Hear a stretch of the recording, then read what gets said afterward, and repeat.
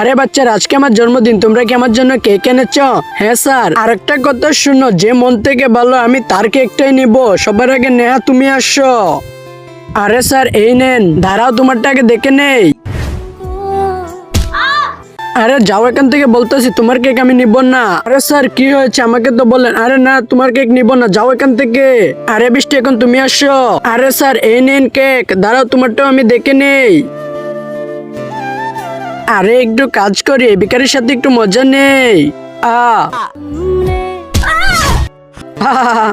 আরে তোমার কেক আমি নিব না, যাও এখান থেকে, যাও যাও, তোমার কেক আমি নিব না।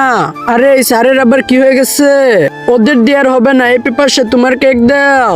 তারপরে কি হয়েছে দেখার আগে তুমি কি তোমার মাকে ভালোবাসো নাকি তোমার বাবাকে ভালোবাসো? যদি মাকে মন থেকে ভালোবাসো তাহলে মার জন্য একটা লাইক করে দাও, বাবার জন্য সাবস্ক্রাইব করে দাও। আর মা বাবা দুজনকে ভালোবাসো, লাইক সাবস্ক্রাইব দুটোই করে দাও, কমেন্টে আই লাভ ইউ মা বাবা লিখে যাও।